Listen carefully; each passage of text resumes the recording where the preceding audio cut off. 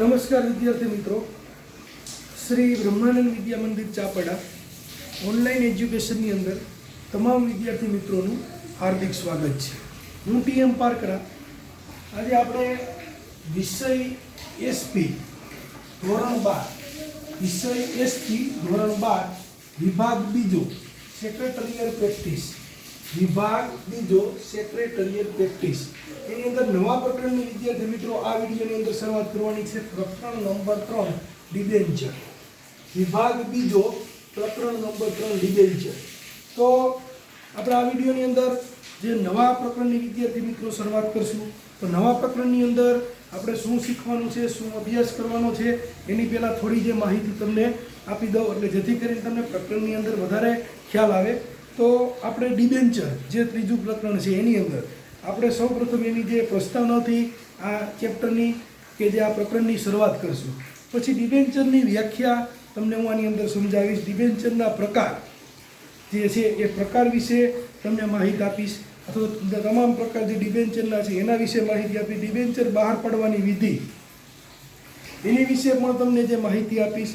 ડિબેન્ચરના જે ડિબેન્ચરની બહાર પાડવાની વિધિ એની વિશે ડિબેન્ચર હોલ્ડરના અધિકાર એ આપણે જે આ પ્રકરણની અંદર સમજવાનું છે। ડિબેન્ચર જે હોલ્ડરના અધિકાર, ડિબેન્ચર ટ્રસ્ટ ડીડ જે છે ટ્રસ્ટ ડીડ એ ટ્રસ્ટ ડીડની માહિતી, ડિબેન્ચર ફેરબદલીની વિધિ અને શેર અને ડિબેન્ચર વચ્ચેનો તફાવત, આટલું આપણે આ પ્રકરણની અંદર શીખવાનું છે। આપણે જેટલું આ વિડીયોની અંદર જેટલા મુદ્દા લેવાય એટલા લેવાનો કોશિશ કરશું આમ આ વિડીયોની અંદર। તો સૌપ્રથમ આપણે જે વધુ જે વાત ન કરતા જે આપણે એની જે ડાયરેક્ટલી જે પ્રસ્તાવના છે એની શરૂઆત કરીએ। તો અહીંયા જે પ્રસ્તાવનાથી આપણે શરૂઆત જે આ પાઠની કરીએ છીએ। તો આજના જે આધુનિક જોઈન્ટ સ્ટોક કંપનીના લાંબા ગાળાની મુદત માટે નાણાંની જરૂરિયાત ઊભી થતી હોય છે। આજના સમયની જે વાત કરીએ તો નાણાંની આવશ્યકતા ક્યાંક ને ક્યાંક જે પડતી હોય છે, એવું જે આપણે ઉલ્લેખ જે પ્રસ્તાવનાની અંદર વિદ્યાર્થી મિત્રો કર્યો છે કે નાણાંની જરૂરિયાત ઊભી થતી હતો તો જરૂરિયાત હોય છે, ત્યારે કંપનીએ શેર કે ડિબેન્ચર બહાર પાડે, કંપની શેર અથવા તો ડિબેન્ચર બહાર પાડી નાણાં મેળવતી હોય છે, નાણાં મેળવવાનો પ્રયત્ન કરતી હોય છે। ડિબેન્ચર એટલે ઉછીની મૂડી। ડિબેન્ચર એક દેવું ઊભું કરતો અને દેવાનો સ્વીકાર કરતો દસ્તાવેજ છે। આ ખાસ વિદ્યાર્થી મિત્રો તમે યાદ રાખજો, ડિબેન્ચર એક દેવું ઊભું કરતો અને દેવાનો સ્વીકાર કરતો દસ્તાવેજ છે। એ સ્વીકાર કરતા દસ્તાવેજ તરીકે જેને ઓળખવામાં આવે છે કે જે કંપનીની સામાન્ય મોહર સાથે બહાર પાડવામાં આવે। ડિબેન્ચર છે તો એ કંપનીની જે સામાન્ય મોહર હોય એ સામાન્ય મોહરથી જે સામાન્ય મોહર દ્વારા એ સાથે બહાર પાડવામાં આવતું હોય છે। કંપનીની જે સામાન્ય મોહર સાથે જે બહાર પાડવામાં આવે છે અને નિશ્ચિત દરે અને મુદતે વ્યાજ ચૂકવવાની ખાતરી પણ આપે છે। નિશ્ચિત દર, નિશ્ચિત મુદતે વ્યાજ જે ચૂકવવાનું હોય જે નિશ્ચિત દરે નિશ્ચિત મુદતે નિયમ અનુસાર જે કાંઈ હોય એ વ્યાજ ચૂકવવાની ખાતરી આપે છે। આ માટે કંપની મિલકતો પર તરતો બોજ જે ઊભો કરે છે। કંપની છે મિલકત ઉપર એક પ્રકારનો તરતો બોજ, સામાન્ય શબ્દમાં કહીએ તો મિલકત ઉપર એક જે તરતો બોજ હોય એ તરતો બોજ છે એ ઊભો કરે છે। તો વિદ્યાર્થી મિત્રો જે આપણે આ ડિબેન્ચરની જે પ્રસ્તાવના ટૂંકી સરળ શબ્દોમાં કહી તમને સામાન્ય જે શબ્દોની અંદર સરળ ભાષામાં જે આપવાનો મેં તમને પ્રયત્ન કર્યો કે જે આ રીતે કે ડિબેન્ચરની પ્રસ્તાવના આપણને જોવા મળી। તો આજે આપણે પ્રસ્તાવનાની વાત કરી કે ડિબેન્ચરની અંદર જે પ્રસ્તાવના હતી એ પ્રસ્તાવનાનો ઉલ્લેખ કર્યો। હવે એના પછી ડિબેન્ચરની જે વ્યાખ્યા છે એ ડિબેન્ચરની વ્યાખ્યા આપણે જોઈએ। ડિબેન્ચરની વ્યાખ્યા, તો વ્યાખ્યાની પણ આપણે પરિચિત મેળવી લઈએ। ડિબેન્ચરની વ્યાખ્યાની અંદર શું ઉલ્લેખ કર્યો છે એનો પણ આપણે જે ખાસ કરીને અભ્યાસ વિદ્યાર્થી મિત્રો કરીએ। તો ડિબેન્ચર એ મૂળ લેટિન શબ્દ પરથી જે છે એ લેટિન શબ્દ ત્યાંથી જે ઉતરી આવ્યો છે। એટલે આપણે તો સૌપ્રથમ તો પહેલાં તમને એ ખ્યાલ હોવો જોઈએ આ શબ્દ છે લેટિન, જે ડિબેર એવો શબ્દ છે ડિબેર એના ઉપરથી જે ઉતરી આવ્યો, એટલે લેટિન ભાષાના જે શબ્દ છે એનો તો લેટિન શબ્દ ટૂંકમાં એને લેટિન શબ્દ તરીકે ઓળખાય। એ ડિબેર એવા શબ્દમાંથી એ ડિબેર જે ઉતરી આવ્યો છે એ પરથી જે આવેલું છે, જેનો અર્થ થાય છે, જેનો આપણે જે લેટિન શબ્દનો અર્થ મેં તમને જે કીધો એનો અર્થ શું થાય? એનો અર્થ એવું થાય કે દેવું થાય છે. દેવું શબ્દ તરીકે સામાન્ય આપણે ભાષામાં સમજીએ તો દેવું શબ્દ તરીકે થાય છે. તેથી એવું કહી શકાય કે ડિબેન્ચર એ કંપનીનું દેવું દર્શાવતો દસ્તાવેજ છે. એવું કહી શકાય કે કંપનીનું દેવું દર્શાવતો દસ્તાવેજ તરીકે જે ઓળખવામાં આવે છે. તો આપણે સરળ શબ્દોમાં ડિબેન્ચરની જે વ્યાખ્યા સમજવાનો પ્રયત્ન કર્યો. ડિબેર એ શબ્દમાંથી જે લેટિન ભાષાનો શબ્દ છે અહીંયાથી જે ઉતરી આવ્યું છે. હવે સર ફાઇનાન્સ જે પામરના મતે જો આપણે જોઈએ તો ડિબેન્ચર એ કંપનીની સામાન્ય મોહરની જે અંકિત થયેલો કંપનીનો દેવાનો સ્વીકાર કરતો એક દસ્તાવેજ છે. આ સર ફ્રાન્સિસ જે પામરના જે શબ્દોની જે આપણે કહીએ સર પામરના શબ્દો નથી, એના શબ્દોમાં આવું કંઈક જે ડિબેન્ચર વિશે કહેવામાં આવ્યું છે કે ડિબેન્ચર એ કંપનીની સામાન્ય મોહરથી અંકિત થયેલો કંપનીના દેવાનો સ્વીકાર કરતો એક દસ્તાવેજ તરીકે જે ઓળખવામાં આવ્યો છે, આવું કીધું છે. આગળ જે ડિબેન્ચરની જોઈએ કે ડિબેન્ચર એ કંપનીના સામાન્ય મોહરથી અંકિત થયેલો દસ્તાવેજ છે. અગાઉ પણ આપણે જે વાત કરી ત્યારે કીધું કે સામાન્ય મોહરથી અંકિત કરેલા દસ્તાવેજ તરીકે જે ઓળખવામાં આવતો હોય છે. તો જેમાં આપણે વાત કરી કંપનીના નિશ્ચિત રકમ, જે કંપનીની નિશ્ચિત જે રકમ નિશ્ચિત વ્યાજ દરે, નિશ્ચિત રકમ નિશ્ચિત વ્યાજ દરે અને નિશ્ચિત મુદત પછી, આ ત્રણ જે માહિતી ખાસ જે વિદ્યાર્થી મિત્રો તમે યાદ રાખજો કે એમની અંદર જે આપણે કરીએ તો નિશ્ચિત રકમ, નિશ્ચિત વ્યાજ અને નિશ્ચિત મુદત પછી પરત કરવાની શરત હોય છે. આ ત્રણ જે માહિતી તમને આપી છે. જે રકમ ઉછીની લીધેલ છે તેના પર દેવાનો સ્વીકાર કરેલો છે. રકમ છે એ ઉછીની લીધેલ છે અને તેના પર દેવાનો સ્વીકાર કરેલો છે. આવું જે સામાન્ય શબ્દમાં અર્થ થાય. તો હવે ડિબેન્ચરની આપણે વાત કરીએ તો કંપનીના સામાન્ય મોહર સાથે બીજું અમુક જે નિશ્ચિત રકમના દેવાનો સ્વીકાર કરતો દસ્તાવેજ, આ બીજી વાત જે કરી. પહેલું છે કે કંપનીના સામાન્ય મોહર સાથે આવે, બીજું છે કે અમુક નિશ્ચિત રકમના દેવા સાથે સ્વીકાર કરતો એક દસ્તાવેજ છે. ત્રીજી જે ડિબેન્ચરની વાત જોઈએ કે જેમાં મુદત, રકમ પરત કરવામાં કેટલો સમય સુધી હોય છે, મુદત, રકમ, સમય આ બધી જે ઉલ્લેખ કર્યું હોય. ચોથું જોઈએ નિશ્ચિત દરે વ્યાજ આપવાનો કરાર કરવામાં આવે છે. નિશ્ચિત દરે વ્યાજ આપવાનો કરાર, જે નિશ્ચિત દરે જે દર નિશ્ચિત કરેલો હોય એ દર ઉપર એમ કહે છે કે વ્યાજ આપવાનો કરાર પણ જે સામાન્ય રીતે કરવામાં આવે છે. પછી આગળ જો ચોથું આપણે જોઈએ તો જે માટે કંપનીની મિલકત પર એક બોજો ઊભો કરવામાં આવ્યો છે. કંપનીની મિલકત ઉપર એક પ્રકારનો બોજો છે એ ઊભો કરવામાં આવ્યો છે. તો આ આપણે જે અહીંયા જે વ્યાખ્યા જોઈ એ ચારે ચાર મુદ્દા જોયા, ડિબેન્ચરના અનુરૂપ મુદ્દા વિદ્યાર્થી મિત્રો જોયા, જેથી તમને ડિબેન્ચરની વધારે પડતો ખ્યાલ આવે કે ડિબેન્ચરની વ્યાખ્યા સમજી પછી ચાર મુદ્દા પછી ડિબેન્ચર શું છે એ તમને વ્યવસ્થિત અને જે સરસ રીતે જે ખ્યાલ આવે એના માટે થઈને ચાર મુદ્દાની પણ તમને માહિતી આપી. હજી પણ થોડી જે આપણે પાઠ્યક્રમ અનુસાર, પાઠ્યપુસ્તક અનુસાર જે કંઈ માહિતી આપી છે એનો પણ વિદ્યાર્થી મિત્રો જે આપણે ઉલ્લેખ જે કરીએ તો આ કંપની દ્વારા અથવા તો કંપની ધારા મુજબ કાયદાથી સ્થપાયેલી જોઈન્ટ સ્ટોક કંપની જે લાંબા ગાળા માટે ઉછીની મૂડી લેવા માટે માગતી હોય ત્યારે ડિબેન્ચર બહાર પાડે છે. આવો પણ જે ઉલ્લેખ કર્યો છે. નિશ્ચિત મુદત પછી ડિબેન્ચર નાણાં પરત પણ કરી શકાય. નિશ્ચિત મુદત પછી જે મુદત પૂરું થાય, મુદત પૂર્ણ થાય પછી નાણાં જે પરત પણ કરી શકાતા હોય છે. કંપનીને અને ડિબેન્ચર ધારક વચ્ચે, કંપનીને અને ડિબેન્ચર ધારક વચ્ચે દેવાદાર અને લેણદારનો સંબંધ સ્થાપિત થાય છે. દેવાદાર અને લેણદાર વચ્ચે એવો જે સંબંધ છે એ પણ જે સ્થાપિત થાય છે. ડિબેન્ચર ધારક કંપનીની મતાધિકારનો હક મળતો નથી. પછી વિદ્યાર્થી મિત્રો આ પણ એક ઉલ્લેખ રાખો, આ પણ એક માહિતી રાખી. ડિબેન્ચર ધારક હોય, જે કોઈ ડિબેન્ચર ધારક હોય એ કંપનીના મતાધિકારનો હક મળતો નથી. ડિબેન્ચર ધારકને કંપનીના મતાધિકારનો હક મળતો નથી. એટલે ડિબેન્ચર ધારક કંપનીના મતાધિકાર હક મળતો નથી અને તે કંપનીના સંચાલનમાં પણ ભાગ લઈ શકતો નથી. કંપનીના સંચાલનની અંદર પણ જે વિદ્યાર્થી મિત્રો ભાગ લઈ શકતો નથી. પરંતુ ડિબેન્ચર હોલ્ડર તેમના હિતોના રક્ષણ માટે, એનું હિતોનું રક્ષણ થાય એ રક્ષણ માટે ડિબેન્ચર ટ્રસ્ટી નિમી શકે છે. ડિબેન્ચર જે ટ્રસ્ટી એ નીતિ માત્ર ને માત્ર હિતોના રક્ષણ માટે. આ પણ એક સામાન્ય માહિતી વિદ્યાર્થી મિત્રો યાદ રાખવી કે માત્ર રક્ષણ માટે નિમી શકે છે. કંપની જ્યારે ફડચામાં જાય ત્યારે તેની મિલકતો વેચી સૌપ્રથમ ડિબેન્ચર ધારકોને તેમના નાણાં ચૂકવવામાં આવે છે. કંપની જ્યારે ફડચામાં હોય વિદ્યાર્થી અથવા તો કંપની જ્યારે ફડચામાં જાય ત્યારે તેની જે મિલકતો એ વેચી સૌપ્રથમ જે વાત કરીએ તો ડિબેન્ચર ધારકોને તેમના નાણાં ચૂકવવામાં આવતા હોય છે. આ તમને ડિબેન્ચરની જે વ્યાખ્યા છે પાઠ્યપુસ્તક અનુસાર જે ડિબેન્ચરની વિદ્યાર્થી મિત્રો જે આપણે વ્યાખ્યા આપી, જેની સમજૂતી આપી, એ તમને સમજૂતીની આપણે સમજૂતીનો અભ્યાસ મેં તમને કરાવ્યો.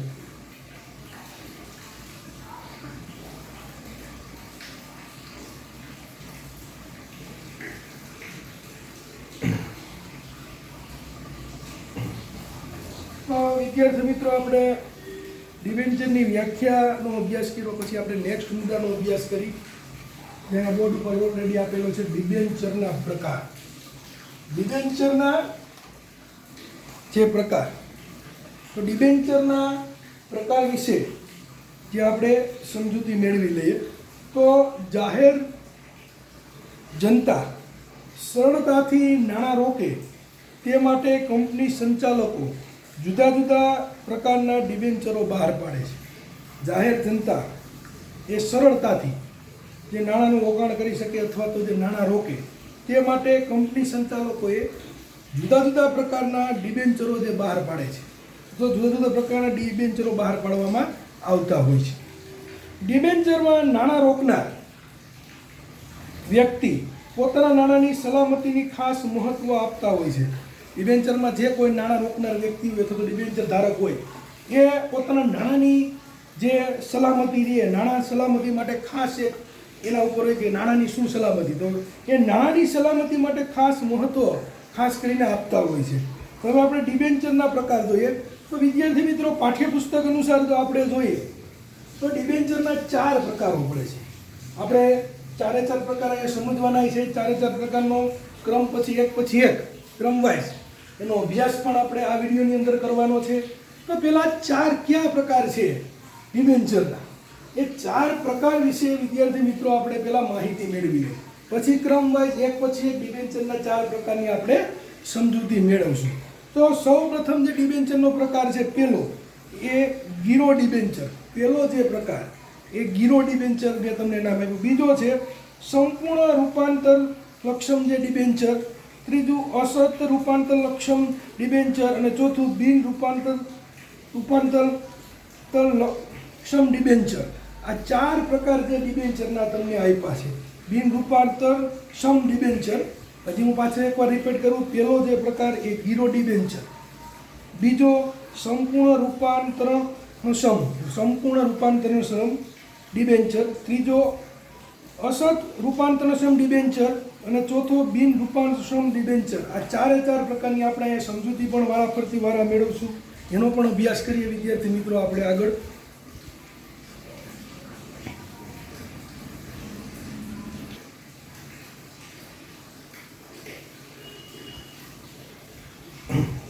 તો વિદ્યાર્થી મિત્રો 4 પ્રકાર આપણે તમને મેં સમજાવ્યા. એમાં પહેલો પ્રકાર આપણે જે સમજૂતી મેળવશું ગીરો ડિબેન્ચર. ગીરો ડિબેન્ચર એની જે સમજૂતી આપણે મેળવશું વિગતવાર. તો આ પ્રકારના ડિબેન્ચર બહાર પાડતા કંપની મિલકતો ગીરો મૂડી સ્થિર કે અસ્થિર બોજા ઊભો કરે છે. તે આ પ્રકારના જે ડિબેન્ચર બહાર પાડતા કંપની મિલકતો ઉપર ગીરો મૂકી સ્થિર કે અસ્થિર, સ્થિર અથવા તો અસ્થિર બોજો ઊભો કરે છે. આ મિલકતો સંદર્ભે કોઈ પણ નિર્ણય લેતા પહેલાં, એટલે જે કોઈ પણ નિર્ણય લે એ નિર્ણય લેતા પહેલાં કંપનીએ ડિબેન્ચર હોલ્ડર્સના ટ્રસ્ટીઓની મંજૂરી લેવી પડે છે. કોઈ પણ પ્રકારનો જે કંપની નિર્ણય લે તો કંપનીના ડિબેન્ચર હોલ્ડર્સના જે ટ્રસ્ટીઓની એ મંજૂરી મેળવવી પડે અથવા તો મંજૂરી લેવી પડે છે. કંપનીનું જ્યારે વિસર્જન થાય ત્યારે આવા ડિબેન્ચર હોલ્ડર્સના મિલકતો પર પ્રથમ હક હોય છે. કંપનીનું જ્યારે વિસર્જન થાય તો આવા ડિબેન્ચર જે છે એ મિલકતો ઉપર પ્રથમ હક જે હોય છે. તો આ આપણે જોયો પહેલાં એ ગીરો ડિબેન્ચર અથવા તો ગીરો ડિબેન્ચરની જે સંપૂર્ણ જે મેં તમને છે એ પાઠ્યપુસ્તક અનુસાર જે માહિતી આપી. હવે આપણે ડિબેન્ચરનો બીજો પ્રકાર, પહેલો તો સમજ્યા આપણે કુલ 4 વિદ્યાર્થી મિત્રો પ્રકાર સમજવાના છે. એ 4માંથી હવે આપણે બીજો પ્રકાર વિશે જાણીએ. તો સંપૂર્ણ રૂપાંતર લક્ષમ ડિબેન્ચર. રૂપાંતર લક્ષમ ડિબેન્ચર તરીકે સંપૂર્ણ જે આપણે જોઈએ છીએ એ ડિબેન્ચરનો બીજો પ્રકાર છે. તો સંપૂર્ણ રૂપાંતરણક્ષમ ડિબેન્ચર એ ડિબેન્ચર હોલ્ડર સાથે નક્કી થયેલા કરાર મુજબ નિશ્ચિત સમય મર્યાદા અને સમયના સંદર્ભમાં જે વાત કરી તો નિશ્ચિત સમય મર્યાદાના અંતે જે તે ડિબેન્ચરનું ઇક્વિટી શેરમાં રૂપાંતર કરવામાં આવતું હોય છે. જે તે શેરનું ઇક્વિટી શેર, જે ઇક્વિટી શેર હોય એની અંદર એમ કહે છે કે રૂપાંતર જે છે એ રૂપાંતર ખાસ કરીને કરવામાં આવતું હોય છે. કંપનીની જો આ અગાઉ વાત કરી તો આ અગાઉ ડિબેન્ચર ધારકને બે વિકલ્પો આપવામાં આવે છે. બે જે વિકલ્પો આપવા, પહેલું ડિબેન્ચરના નાણાં પરત લેવા છે કે ડિબેન્ચર છે કે ડિબેન્ચરના નાણાં પરત લેવા, બીજો કેટલી રકમના ઇક્વિટી શેર લેવા છે કે નહીં. તો આવી બે જે વિકલ્પો આપે છે. જો ડિબેન્ચર ધારક એફસીડી વિકલ્પ સ્વીકારે તો ડિબેન્ચર ધારક તરીકેનો હક કંપની લેણદાર તરીકે સમાપન જે થતું હોય છે. જો પાછું એવું પણ કીધું કે જો ડિબેન્ચર ધારક એફસીડી વિકલ્પ જો સ્વીકારે તો ડિબેન્ચર ધારક તરીકેના હકો અને કંપની લેણદાર તરીકેની સમાપન થાય છે અને ઇક્વિટી શેર ધારક તરીકેનો હક માલિકી પ્રાપ્ત થાય છે. અને ઇક્વિટી શેર ધારક છે એવો તો એની જે માલિકી જે પ્રાપ્ત થાય છે. આ ડિબેન્ચરના બીજો પ્રકાર સંપૂર્ણ રૂપાંતરક્ષમ ડિબેન્ચર, સંપૂર્ણ રૂપાંતરક્ષમ ડિબેન્ચર છે એની તમને જે માહિતી આપી. હવે ત્રીજો ડિબેન્ચરની અહીંયા પ્રકાર છે. ત્રીજો પ્રકાર આપણે અહીંયા જોશું અસંત રૂપાંતરક્ષમ ડિબેન્ચર. રૂપાંતરક્ષમ ડિબેન્ચર તરીકે જે છે એની જે આપણે ત્રીજા પ્રકારની પણ માહિતી મેળવી. અહીં ડિબેન્ચર બે ભાગ પાડી દેવામાં આવ્યા છે. અહીંયા ખાસ કરીને ડિબેન્ચર એમ કે છે ડિબેન્ચરના બે ભાગ પાડી દેવામાં આવ્યા છે. જેમાં ડિબેન્ચરનો એક ભાગ સંપૂર્ણ રૂપાંતર હોય છે અને બીજા ભાગ બિન રૂપાંતર હોય છે. બરાબર સમજો, બે ભાગ કઈ રીતના પાડવામાં આવ્યા છે તો જેમાં એક ભાગ સંપૂર્ણ રૂપાંતર હોય છે, એક ભાગ છે એને આપણે સંપૂર્ણ રૂપાંતર તરીકે ઓળખવામાં આવે છે. તો બીજા ભાગને બિન રૂપાંતરિત ભાગ તરીકે, બિન રૂપાંતરિત ભાગ, આવી રીતના બે ભાગ વિદ્યાર્થી મિત્રો જે પાડેલા હોય છે. અહીં રૂપાંતરિત ભાગ સામે ઇક્વિટી શેર આપવામાં આવે છે. રૂપાંતરિત ભાગ હોય તો એની સામે ઇક્વિટી શેર આપવામાં આવે છે અને બિન રૂપાંતરિત ભાગ પરત કરવામાં આવે છે. અને બિન રૂપાંતરિત ભાગ છે એ પરત કરવામાં આવે છે. આ પણ જે ખાસ યાદ રાખજો કે જો આપણે રૂપાંતરિત ભાગ હોય તો રૂપાંતરિત ભાગ સામે ઇક્વિટી શેર જે આપવામાં આવે છે અને બિન રૂપાંતરિત ભાગ સાથે પરત ભાગ હોય, બિન રૂપાંતરિત ભાગ તો પરત કરવામાં આવતા હોય છે. આવા બે ભાગ છે. અહીં આપણે જે આના બે આપણે સમજૂતી મેળવી છે. હવે ડિબેન્ચરનો ચોથો અને છેલ્લો જે પ્રકાર, જે આપણે કુલ 4 પ્રકારો છે એમાં ચોથો આપણે પ્રકાર અને છેલ્લો પ્રકાર વિશે વિદ્યાર્થી મિત્રો માહિતી મેળવશું, એનો પણ અભ્યાસ જે કરશું. બિન રૂપાંતરક્ષમ ડિબેન્ચર. બિન રૂપાંતરક્ષમ ડિબેન્ચર તો આ પ્રકારના ડિબેન્ચરનું ઇક્વિટી શેરમાં રૂપાંતર થઈ શકતું નથી. બરાબર વિદ્યાર્થી મિત્રો સમજો, જે ચોથો પ્રકાર છે તો આ પ્રકારના ડિબેન્ચરનું ઇક્વિટી શેરમાં રૂપાંતર થઈ શકતું. બિન રૂપાંતરક્ષમ ડિબેન્ચરની જે આપણે ચોથો પ્રકાર બિન રૂપાંતરક્ષમ ડિબેન્ચરની વાત કરી તો આ પ્રકારના ડિબેન્ચરનું ઇક્વિટી શેરમાં રૂપાંતર થઈ શકતું નથી કે આ પ્રકારના કોઈ જોગવાઈ પણ હોતી નથી. કંપનીના ડિબેન્ચરની મુદત પૂરી થતાં નાણાં પરત કરે છે. કંપનીને જે ડિબેન્ચરની મુદત પૂરી થઈ જાય એટલે એ જે નાણાં છે એ નાણાંની જે રકમ છે એ પરત કરે છે. તો આપણે વિદ્યાર્થી મિત્રો 4 પ્રકાર જે અહીંયા ડિબેન્ચરના સમજૂતી મેળવા, 4 પ્રકારની એક પછી ક્રમવાઇઝ મેં તમને આની સમજૂતી આપી છે. હવે આના પછી જે નેક્સ્ટ મુદ્દો છે એનો હવે અભ્યાસ કરશું.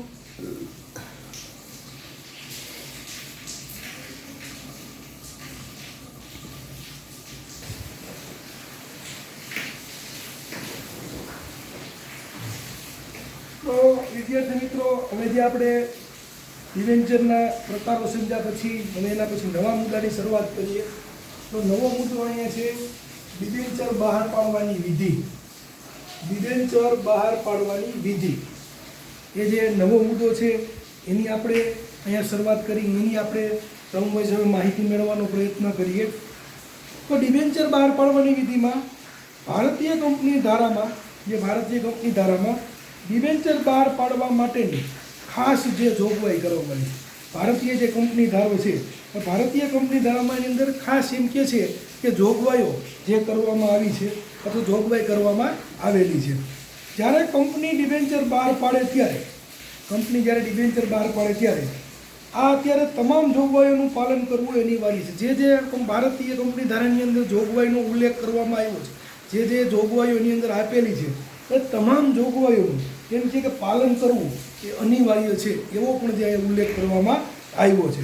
જો આ જોગવાઈનું પાલન કોઈ પણ ભૂલ થાય તો કંપની જે તે અધિકારીને દંડ અને સજા પાત્ર પણ ગણાય. જો કોઈ ભૂલ થાય અથવા તો કોઈ નિયમનું પાલન ન કરે અથવા તો એમ કે છે કે જોગવાઈઓનું જે પાલન કરવામાં ન આવે તો કોઈ ભૂલથી પણ જો આ જે તે કંપની અધિકારીને દંડ અથવા સજાની પાત્ર પણ ગણાવે છે, એવો પણ જે અહીંયા પાઠ્યપુસ્તકની અંદર જે વિદ્યાર્થી મિત્રો જે ઉલ્લેખ કરવામાં આવ્યો છે. એટલે ડિબેન્ચર બહાર પાડવા માટે તમામ એમ કહેવામાં આવે છે, સામાન્ય શબ્દોમાં કહીએ તો તમામ જોગવાઈઓનું પાલન કરવું પડે છે. ડિબેન્ચર ધારકોનું હિત ક્યાંય પણ જોખમાય નહીં તે રીતે ધ્યાન રાખીને, ડિબેન્ચર ધારકનું હિત ક્યાંય પણ જોખમાય નહીં, કઈ રીતે જોખમાય નહીં એ ધ્યાનમાં રાખીને કામગીરી કરવી એ અનિવાર્ય છે. એટલે એ રીતના આપણે આગળ જે કામગીરી કરવાની કે ડિબેન્ચર ધારકનું ક્યાંય પણ હિત ન જોખમાય એવા પ્રકારની જે કામગીરી કરવાની, ડિબેન્ચર ધારકનું હિત ક્યાંય પણ જોખમાય નહીં એ રીતે સરળ અને સરસ મજાની જે કામગીરી કરવાની, હિત ક્યાંય ન જોખમાવવું નહીં, ડિબેન્ચર ધારકનું હિત ક્યાંય પણ જોખમાય નહીં એનું ખાસ ધ્યાન આપણે જ્યાં રાખવાનું છે. એટલે આ અનિવાર્ય છે. ડિબેન્ચર બહાર પાડવાની વિધિ જે નીચે મુજબ છે. આપણે 10 મુદ્દા એના વિદ્યાર્થી મિત્રો અનુમાનિત જે એમ કહીએ તો 10 મુદ્દાનો અભ્યાસ કરવાનો છે. જે આપણે પ્રથમ જે માહિતી કે ભારતની કંપની ધારા જોગવાઈ મુજબ તમામ જે વિધિનું પાલન, તમામ નિયમોનું પાલન કરવાનું છે. બીજું, ડિબેન્ચર ધારકનું હિત ક્યાંય પણ જોખમાય નહીં, ડિબેન્ચર ધારકનું હિત ક્યાંય પણ જોખમાય નહીં એનું ખાસ કાળજી અથવા તો ધ્યાન પણ રાખવાનું છે. હવે એ 10 મુદ્દા છે આપણે સમજવાનો પ્રયત્ન કરી એક પછી એક. જે આપણે ઓલરેડી ઘણા બધા મુદ્દા તો એ બોર્ડ ઉપર લખેલા છે, ક્રમ વાઇઝ તમને એક પછી એક મુદ્દા સમજવાનો જે આપણે પ્રયત્ન કરશું. તો પહેલો મુદ્દો વિદ્યાર્થી મિત્રો, ડિરેક્ટર મંડળની જે સભાનો ઠરાવ, ડિરેક્ટર મંડળની સભાનો ઠરાવ, ડિરેક્ટર મંડળની સભાનો ઠરાવ જે આપણે પહેલો છે ડિરેક્ટર મંડળની સભાનો ઠરાવ, એ ડિબેન્ચર બહાર પાડવાની વિધિનો જે આપણે જે અલગ અલગ મુદ્દાઓ આપ્યા છે એ નીચેના મુદ્દાની પહેલી શરૂઆત આપણે અહીંથી કરવાની છે કે ડિરેક્ટર મંડળી સભાનો ઠરાવ. તો સૌપ્રથમ કંપનીના નિયમન પત્રમાં, જે કંપનીનું નિયમન પત્ર વિદ્યાર્થી મિત્રો હોય તો કંપનીના નિયમન પત્રમાં ડિબેન્ચર અંગેની જોગવાઈઓનો અભ્યાસ કરવામાં આવે. જે નિયમન પત્રની અંદર ઉલ્લેખ હોય, નિયમન પત્રની અંદર જોગવાઈ હોય, સૌપ્રથમ તો એ જોગવાઈઓનો અભ્યાસ જે કરવામાં આવે એ અભ્યાસ એનો સંપૂર્ણ જે નિયમન પત્રની અંદર જે આપ્યો હોય એ નિયમન પત્રની અંદર જે જોગવાઈનો જે અભ્યાસ કરવામાં આવે. ત્યારબાદ જો વિદ્યાર્થી મિત્રો વાત કરી ત્યાર પછીના જે મુદ્દાની જો આપણે ખાસ કરીને વાત કરી તો ત્યારબાદ કંપની સંચાલક મંડળની સભામાં, જે કંપની સંચાલક મંડળની સભામાં ડિબેન્ચર બહાર પાડવા માટે ઠરાવ પણ પસાર કરે છે. જે ડિબેન્ચર માટે જેમ કે ઠરાવ એ પણ પસાર કરે છે, જેમાં ડિબેન્ચરની સંખ્યા, ડિબેન્ચરની કિંમત, ડિબેન્ચરની કુલ રકમ, આ જે તમામ જે બાબતો વાત કરું છું એ ખાસ વિદ્યાર્થી મિત્રો યાદ રાખજો કે જે ઠરાવ જે ડિબેન્ચરની સભામાં ડિબેન્ચર બહાર પાડવા માટે જે ઠરાવ પસાર કરે છે જેની વાત કરું છું. ત્યારબાદ કંપની સંચાલક મંડળ સભામાં ડિબેન્ચર બહાર પાડવા માટે જે ઠરાવ પસાર કરે તો એમાં ડિબેન્ચરની સંખ્યા, ડિબેન્ચરની કિંમત, ડિબેન્ચરની કુલ રકમ, વ્યાજનો દર, વ્યાજની ચૂકવણી, શરતો વગેરે બાબતો અંગે નિર્ણય લેવામાં આવે. તમામ જે બાબતોનો જે વિદ્યાર્થી મિત્રો મેં ઉલ્લેખ કર્યો, આ તમામ બાબતો મેં તમને જે સમજાવી એ તમામ બાબતોનો જે ઉલ્લેખ કરવામાં આવે છે. પાછી રિપીટ કરું છું, પાછું તમને જે સમજાય એના માટે જે રિપીટ કરવાનો જે હું પ્રયત્ન કરું છું. તો એમાં કઈ બાબતો આવે તો ડિબેન્ચરની જે સૌપ્રથમ તો સંખ્યા, પછી ડિબેન્ચરની કિંમત, ડિબેન્ચરની કુલ રકમ, વ્યાજનો દર, વ્યાજની ચૂકવણી, શરતો વગેરે બાબતો અંગે જે નિર્ણય લેવામાં આવે છે. તો આપણે પહેલો જોયો મુદ્દો ડિબેન્ચર બહાર પાડવા માટે વિધિનો. આ તમામ જે આપણે બાબતોનો ઉલ્લેખ કર્યો એ પહેલા મુદ્દો આપણે અભ્યાસ કર્યો. ડિરેક્ટર મંડળી સભામાં ઠરાવની અંદર આટલી વિગતો જે હમણાં મેં તમને સમજૂતી આપી એ તમામ જે વિગતો એ ડિરેક્ટર મંડળની સભામાં ઠરાવની અંદર જે વિગતોનો અભ્યાસ અથવા તો વિગતોની જે ચર્ચા કરવામાં આવતી હોય છે. તો આ પ્રથમ જે વાત આની જોઈ એના પછી આપણે બીજા મુદ્દાની વાત કરશું. બીજો મુદ્દો જે બોર્ડ ઉપર આપ્યો છે એ બીજા મુદ્દાની પણ ચર્ચા કરી લઈએ. એની અંદર છે કંપનીની સામાન્ય સભામાં ઠરાવ. કંપનીની સામાન્ય સભામાં ઠરાવ. કંપનીની જે સામાન્ય સભા હોય એ સામાન્ય સભાના જે ઠરાવની જે વાત કરવામાં આવી છે. તો બીજો જોઈએ કે કંપની ડિબેન્ચર બહાર પાડી જે નાણાકીય ભંડોળ એકત્ર કરવા માંગે છે. કંપની જે કોઈ ડિબેન્ચર બહાર પાડી અને જે કાંઈ નાણાકીય ભંડોળ એકત્ર કરવા માંગે છે તેના કારણે ઉછીની મૂડીનું પ્રમાણ, જે ઉછીનું મૂડીનું જે પ્રમાણ, એ મૂડીનું પ્રમાણ મુક્ત અનામત ભંડોળ, જે મુક્ત કોઈ અનામત ભંડોળ હોય તો મુક્ત અનામત ભંડોળ કરતાં વધી જતું હોય, જે મુક્ત અનામત ભંડોળ છે એ મુક્ત અનામત ભંડોળ કરતાં વધી જતું હોય, અથવા તો સત્તા મર્યાદાથી વધારે હોય, અથવા બીજા શબ્દોમાં સરળ શબ્દોમાં કહીએ તો કે સત્તા મર્યાદાથી વધારે હોય ત્યારે રકમના ડિબેન્ચર બહાર પાડવાના હોય છે. ત્યારે આમ કહે છે કે રકમના વધારે હોય તો રકમના ડિબેન્ચર બહાર પાડવાના હોય ત્યારે કંપની સામાન્ય સભા બોલાવી, ત્યારે કંપની જેમ કે સામાન્ય સભા બોલાવી સભ્યોની સહમતિનો ઠરાવ પસાર કરવામાં આવે છે. સભ્યોની સહમતિ જે કે આ પ્રમાણનું છે તો શું કરીએ, કોઈ સભ્યોની સહમતિનો જે છે એ ઠરાવ પસાર કરવામાં, ઠરાવ જે છે એ કરવામાં આવતો હોય છે. તો આપણે બીજો મુદ્દો જોયો. એના પછી ત્રીજા મુદ્દાની આપણે સમજૂતી આપી, સેબીની મંજૂરી. સેબીની મંજૂરી.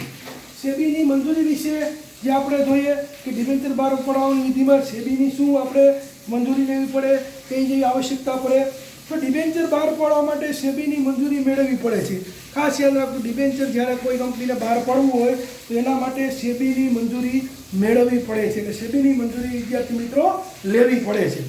અને સેબીના માર્ગદર્શનના સૂચનનું પાલન થાય તેની પણ તકેદારી રાખવી પડે. જે સેબી માર્ગદર્શન આપે, જે સેબી સૂચનો આપે એ સૂચનનું માર્ગદર્શનનું તમામનું પાલન થાય, તમામનું જે પાલન કરવાનું હોય છે એ તમામનું પાલન થાય તેવી તકેદારી સંપૂર્ણપણે, કેમ કે તકેદારી રાખવાની છે, સંપૂર્ણપણે જે તકેદારી રાખવાની કે સેબીની સંચાલન, સેબીની જે માર્ગદર્શન અને જે સેબીની જે સૂચનાઓ આપી, માર્ગદર્શનને સૂચનાઓ તમામનું જે તકેદારી રાખી અને આગળ જે કાર્યવાહી જે કરવાની હોય છે.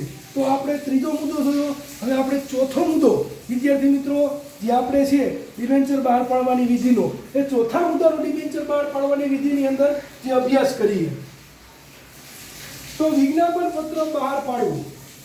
વિજ્ઞાપન પત્ર બહાર પાડવું જે આપણે ચોથો મુદ્દો જોઈએ કે જાહેર કંપનીએ ડિબેન્ચર બહાર પાડવા માટે, જાહેર કંપનીએ ડિબેન્ચર બહાર પાડવા માટે વિજ્ઞાપન પત્ર દ્વારા જાહેર જનતાને આમંત્રણ આપવું મળે. વિજ્ઞાપન પત્ર દ્વારા જે જાહેર જનતા છે એ જાહેર જનતાને એમ કહે છે કે આમંત્રણ આપવું પડે છે. વિજ્ઞાપન પત્રમાં ડિબેન્ચરની વિવિધ બાબતો વિગતે દર્શાવવામાં આવી છે. વિવિધ બાબતો અને વિગતે સંપૂર્ણ વિગતવાળી, અધૂરી નહીં, જે સંપૂર્ણ વિગતવાળી હોય એ સંપૂર્ણ વિગતે જે દર્શાવવામાં આવતી હોય છે. અને જેનો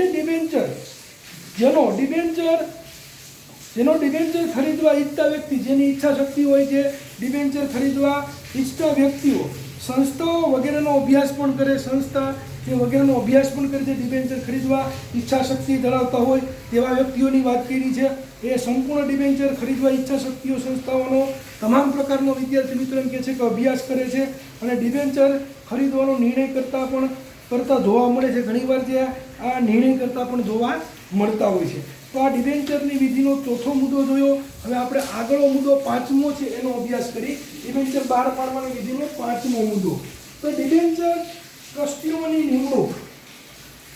ડિબેન્ચર ટ્રસ્ટીઓની નિમણૂક જે ડિબેન્ચર વિધિ પાડવા માટેનો જે પાંચમો મુદ્દો છે એ પાંચમા મુદ્દાનો વિદ્યાર્થી મિત્રો જે અહીંયા અભ્યાસ કરીએ છીએ. તો આમાં પાંચમા મુદ્દાની અંદર વિદ્યાર્થી મિત્રો એવો ઉલ્લેખ કર્યો છે કે ડિબેન્ચર ધારકોના હિતોનું રક્ષણ કરવા માટે, જે ડિબેન્ચર ધારકો છે એનું હિતોનું રક્ષણ કરવા માટે ટ્રસ્ટ ધારાની જોગવાઈઓ પ્રમાણે, જે ટ્રસ્ટ ધારાની જોગવાઈ છે એ જોગવાઈઓ પ્રમાણે ટ્રસ્ટ ડિબેન્ચર કરારપત્ર, ડીડ અથવા તો ડિબેન્ચર કરારપત્ર તૈયાર કરવામાં આવે. જે આમાં ઉલ્લેખ કર્યો છે કે જોગવાઈઓ પ્રમાણે, જે ટ્રસ્ટ ધારાની જોગવાઈઓ પ્રમાણે ડીડ અથવા ડિબેન્ચર કરારપત્ર તૈયાર કરવામાં આવે છે અને કંપનીમાં ડિબેન્ચર ટ્રસ્ટીઓની નિમણૂક પણ કરવામાં આવતી. ડીડ અથવા તો ડિબેન્ચર પત્ર જે છે એ ડિબેન્ચર ડીડ અથવા તો ડિબેન્ચર ડીડ અથવા તો ડિબેન્ચર કરાર પત્રો એ તૈયાર કરવામાં આવે છે અને ટ્રસ્ટીઓની જે નિમણૂક કરવામાં આવતી હોય છે. તો આ આપણે પાંચમો મુદ્દો જે છે એ પાંચમા મુદ્દાનો જે અભ્યાસ કર્યો. હવે એના પછી છઠ્ઠા મુદ્દાનો જે અભ્યાસ કરી, બાહેંધરી દલાલો સાથે કરાર. બાહેંધરી દલાલો સાથે કરાર. તો બાહેંધરી દલાલો સાથે કરારની વાત કરી તો છઠ્ઠો મુદ્દો જે ડિબેન્ચર બહાર પાડવા માટે વિધિનો, કંપનીના સંચાલકો ડિબેન્ચરના ભરણા સંદર્ભે બાહેંધરી દલાલ સંસ્થાઓ સાથે કરાર કરવા માંગતા હોય છે.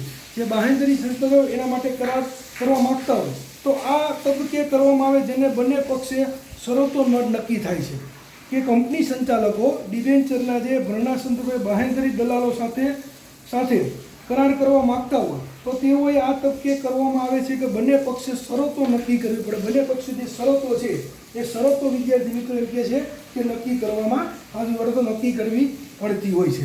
હવે આપણે જે સાતમો મુદ્દો છે ડિબેન્ચર બહાર પાડવા માટે વિધિનો, એ સાતમા મુદ્દાનો અભ્યાસ કરશું. અહીંયા શેડ્યુલ બેંકમાં ખાતું ખોલાવવું. શેડ્યુલ બેંકમાં ખાતું ખોલાવવું. તો કંપની ડિબેન્ચરની અરજી અને નાણાંના સ્વીકાર માટે શેડ્યુલ બેંક ખાતું ખોલાવવું પડે. કંપનીની ડિબેન્ચરની અરજી માટે અને નાણાંના સ્વીકાર કરવા માટે જે શેડ્યુલ બેંકની અંદર જે ખાતું ખોલાવવું પડતું હોય છે.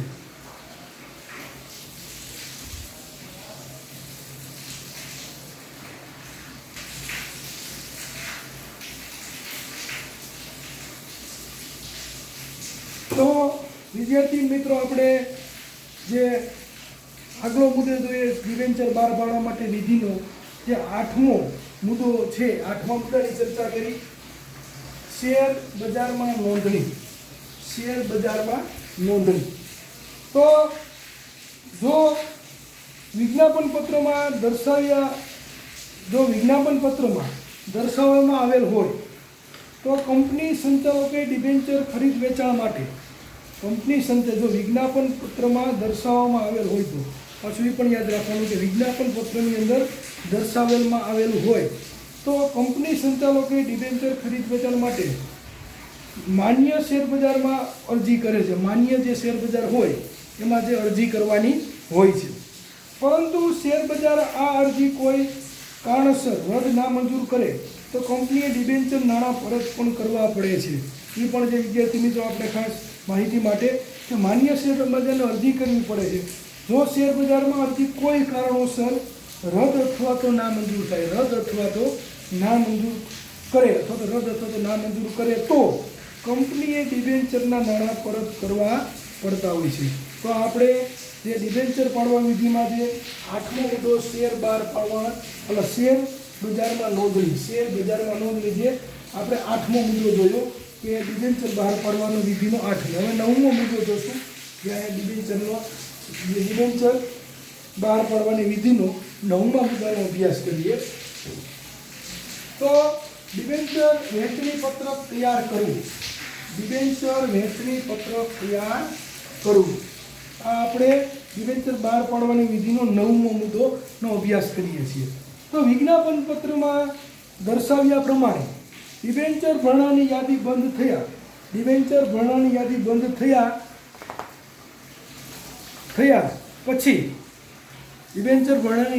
થયા પછી આવેલ ડિબેન્ચર અરજીના આધારે જે આવેલી હોય એ ડિબેન્ચર અરજીના આધારે કંપની સેક્રેટરીએ ડિબેન્ચર વહેંચણી પત્રક તૈયાર કરવું પડે. કંપની જે સેક્રેટરી હોય કંપની સેક્રેટરીએ ડિબેન્ચર વહેંચણી પત્રક જે તૈયાર કરવાનું હોય છે જે કંપનીના